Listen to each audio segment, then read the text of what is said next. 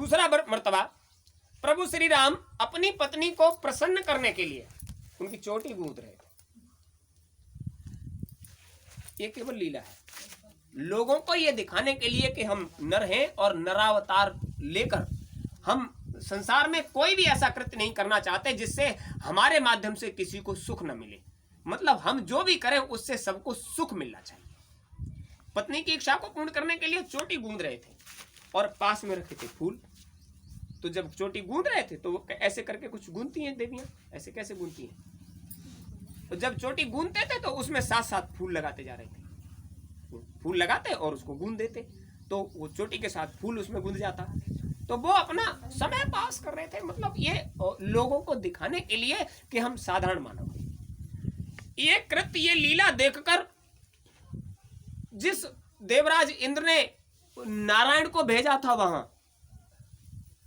कि हम हमारा सिंहासन बचा लीजिए, वो महाराज बलि के यहाँ भेजा था, आज उन्हीं का लड़का गड़बड़ हो गया देखकर। अरे ये कैसे अवतार, ये पत्नी की ऐसे सेवा कर रहे हैं जैसे कोई दासी करती है। चोटी गूंथ रहे हैं, फूल लगाते जा रहे हैं, चोटी गूंथ रहे हैं, उसको शंका पैदा हो गई। बोले ये नहीं हो सकता, ये भगवान अवतार लेकर ऐसा कर्म नहीं कर सकते। और उनकी अपनी लीला है, उनके काम में कोई बाधा डाले तो उसको जरूर सजा मिलती है, उनकी अपनी लीला है। अब इसने क्या किया, इसका भी दिमाग खराब हो गया ये सब देखकर। उसने जाकर विचार किया, अभी जाते हैं पता चल जाएगा असली है या नकली मामला। उसने जाकर अपना कृत्य करना शुरू कर दिया। देखो भगवान की लीला में, भगवान के काम में कभी बाधा नहीं डालनी चाहिए। इसने क्या किया, इसने परीक्षा के लिए, ये जानने के लिए कि ये बात सच है अथवा झूठ है, तो सीता चरण चोंच हथि भागा। इसने क्या किया, सीधे से झपट्टा मारा।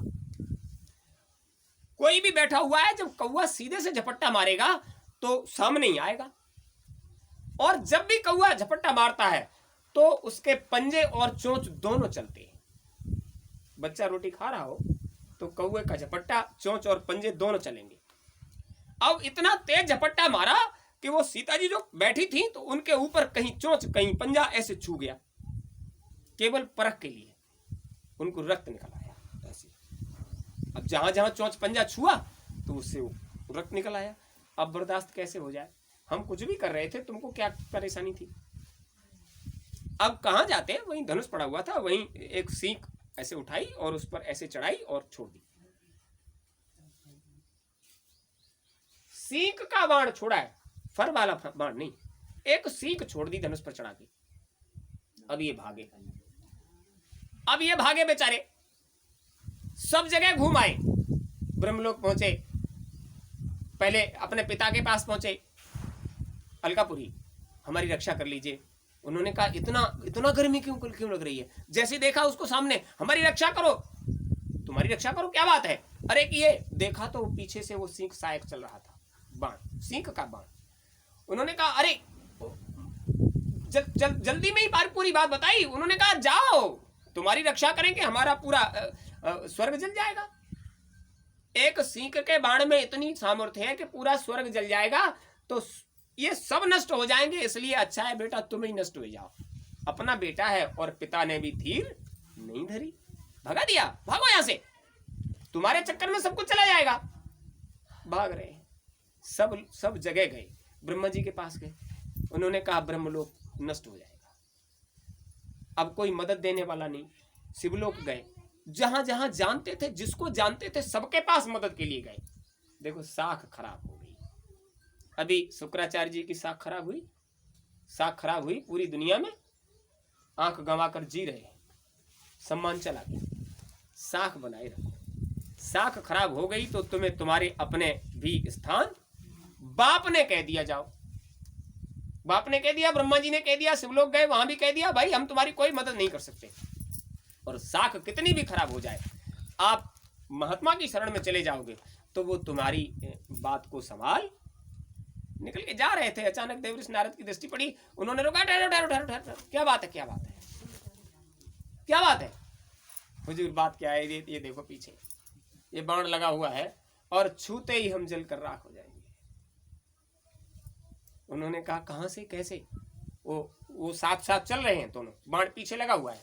उन्होंने पूरी बात बता दी। तो उन्होंने कहा अरे मूर्ख, दुनिया में क्यों भटक रहा है? जहां शरण लेनी चाहिए, जहां मदद लेनी चाहिए, वहां से तू भाग रहा है। सब जगह भाग, तेरी कोई मदद करने वाला नहीं, क्योंकि तेरी साख खराब, तेरे कर्मों से तेरी साख खराब हो गई। इसलिए वहीं चला जा जहां से ये लेकर आया है, उन्हीं के पैरों में गिर जाना। जो सजा दे भुगत लेना, तो जीवन बच जाएगा और मौज उनकी हो जाएगी, तो तू उनके साथ जुड़ भी जाएगा। देखिए कमाल की बात, जब जाकर पैरों में गिर गया तो उन्होंने पकड़ लिया और उससे ये कहा देखो भाई, भगवान के काम में जो बाधा डालता है उसको सजा जरूर मिलती है। तुम्हें परमात्मा ने देखने के लिए दो चक्षु दिए, दो आंखें, लेकिन दो आंखें देने के साथ ये कह दिया कि आप समदृष्टि हो जाइए। सम मतलब एक ही चित्त के विचार से देखिए संसार को। भगवान के प्रति भी तुम समदृष्टि नहीं हो पाए, एक दृष्टि एक विचार नहीं कर पाए, आज से हम ऐसा कर देंगे कि तुम समदृष्टि हो जाओगे। वही सींक सहायक लिया और एक आंख को छुआ दिया, वो आंख चली गई। भगवान के काम में बाधा मत डालिए, साख खराब हो जाएगी। साख तो साख दुनिया में एक ऐसा सबूत बन जाएगा कि देखो भगवान के काम में उन्होंने बाधा डाली। आचार्य शुक्राचार्य ने डाली, उनका हाल देखिए। जयंत ने डाली, उनका हाल देखिए। आज ये कहानी इसलिए बताई जा रही है कि क्योंकि इतिहास में ये बात लिख दी गई है, रख दी गई है। वो भगवान के काम में बाधा डालने पर साख खराब होती है, तब क्या होता है। साख खराब न होती तो आज इस बात को कहा नहीं जाता। फूटने के बाद भी उसने पैर पकड़ लिए। ये मेरी गलती की सजा मुझे मिल गई, लेकिन हुजूर अब हमको क्षमा कर दीजिए। बोले क्षमा कर दिया। बोले हम ऐसे कैसे माने? बोले देखिए, अब तक जाने कितने इंद्रासन पर बैठकर चले गए, उनकी संतानों की कहीं चर्चा नहीं है। तूने साख भी खराब की तो भगवान के दर पर आकर, तो आज से जब हमारी चर्चा होगी तो हमारे साथ तेरी भी चर्चा। भगवान के दर पर साख खराब हुई। चर्चा कैसे हुई? अगर महात्मा नहीं मिलते तो आज ये चर्चा नहीं होती। महात्मा मिले, नारद जी ने इशारा कर दिया, अरे वहीं चले जाओ, सब कुछ सब समर्थ हैं, वो कर देंगे। ऐसे आप समझ लीजिए, वही है जिन्होंने ये सब किया और उनको पता है समय समय पर प्रभु श्री राम का दर्शन करने आते हैं। इनकी भी साख खराब हुई। इनकी साख खराब हुई जब इन्होंने साधन तप किया। देखो परमात्मा ने यह कभी नहीं कहा कि तुम समय को चुनौती दो, काल को चुनौती दो। परमात्मा ने इतने सरल साधन से तुमको समझाया कि आप कभी कल्पना भी नहीं कर सकते, ऐसा भी हो सकता है। उनके पितामह देवर्षि नारद के पिता ब्रह्मा जी का श्राप देवर्षि नारद को। उनका तो काम ही है कि इधर की उठाई इधर कर दी, इधर की उठाई इधर कर दी, और दोनों का जब मुलाकात हुई तो झगड़ा हो गया। और वो कहते हैं भैया हमने झूठ कह दिया हो तो हमें बताओ, इन्होंने ऐसे कहा तो हमने तुम्हें बता दिया, इन्होंने ऐसे कहा तो हमने बता दिया। अब जब दोनों का मुलाकात होगी तो झगड़ा तो हो ही जाएगा। श्राप दे दिया उनको, तुम 2.5 घड़ी से ज्यादा समय कहीं नहीं बिता सकते। 2.5 घड़ी मतलब 1 घंटा, घंटे भर में जो कुछ कर पाओ कर लो, उसके बाद तुम ठहर नहीं सकते, तुम श्रापित हो। अंदाजा लगाइए जिसके पिता का श्राप हो कि तुम 2.5 घड़ी से ज्यादा कहीं नहीं ठहर सकते। और हुआ क्या, जब ये श्राप लगा हुआ है कि 2.5 घड़ी से ज्यादा कहीं नहीं ठहर सकते, तो एक रोज निकल कर आ रहे थे। हिम गुरु गुहा एक अति पावन, बहे जहां सुरसरी सुहावन। पहाड़ की कंदराओं से होकर गंगा निकल के आ रही थी।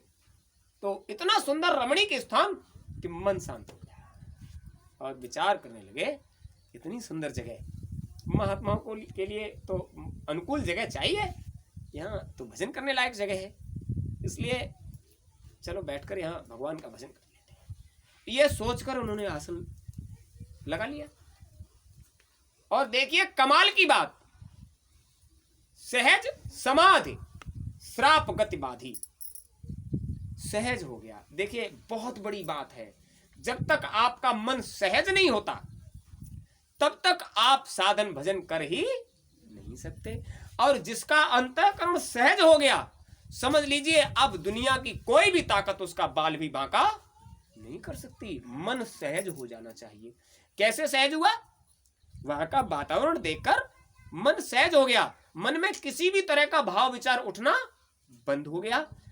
संकल्प हुआ परमात्मा के निमित्त हमें साधन भजन करना है। सहज समाधि, सहज होकर समाधिस्थ हो गए।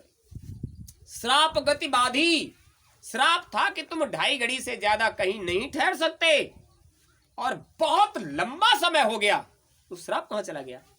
समाधि नहीं खुल रही है, बहुत लंबे समय तक समाधि, समय छोटा पड़ गया और समाधि अभी खुल नहीं रही है।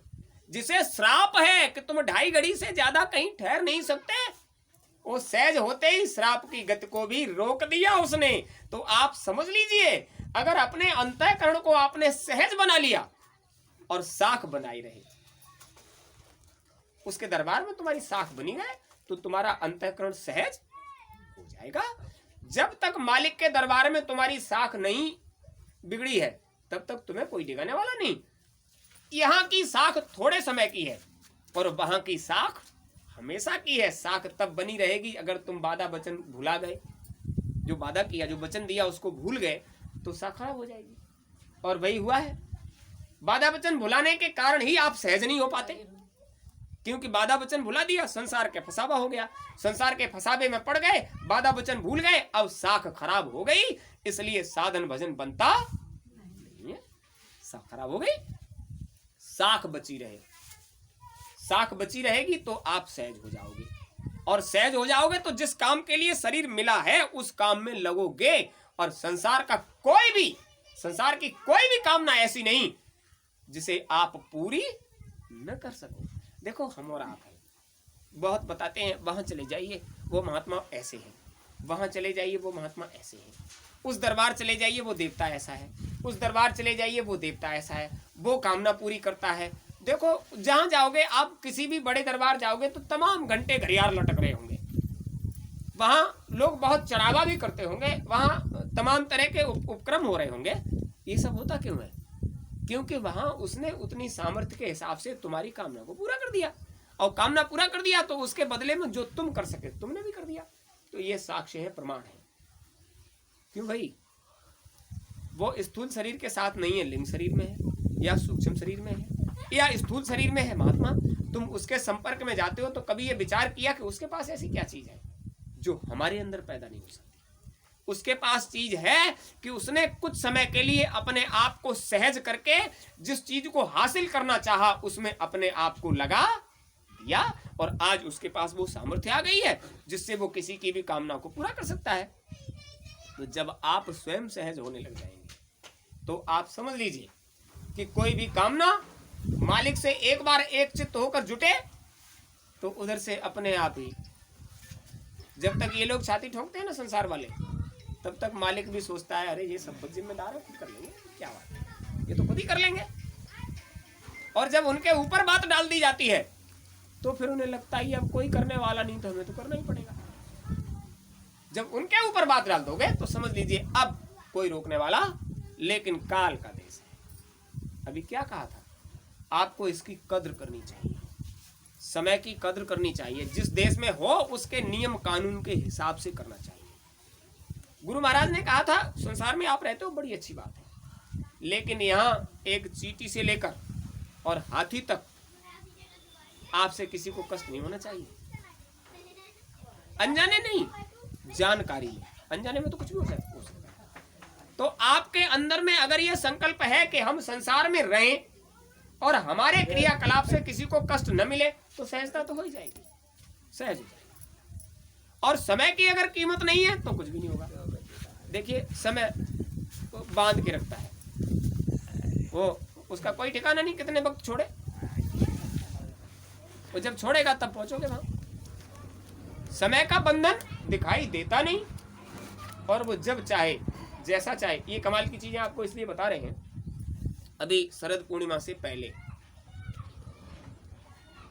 शरद पूर्णिमा के पहले की 10 हाजिरियां बहुत महत्वपूर्ण होती हैं। शरद पूर्णिमा से पहले 10 हाजिरियां कंटिन्यू, आप समझ लीजिए आपने एवरेस्ट फतेह कर ली, आप चढ़ गए, समय तुम्हें वहां तक नहीं पहुंचने देगा। बहुत पहले भी कहा था हमने कि जैसे आपको आपकी कोई कामना है, मालिक के दरबार में वो तो हर कामना पूरी हो जाती है, लेकिन समय कहता है कि आप हमारे देश में रह रहे हो तो आपको हमारे नियम और कानून के हिसाब से चलना। और उसने नियम बना दिया।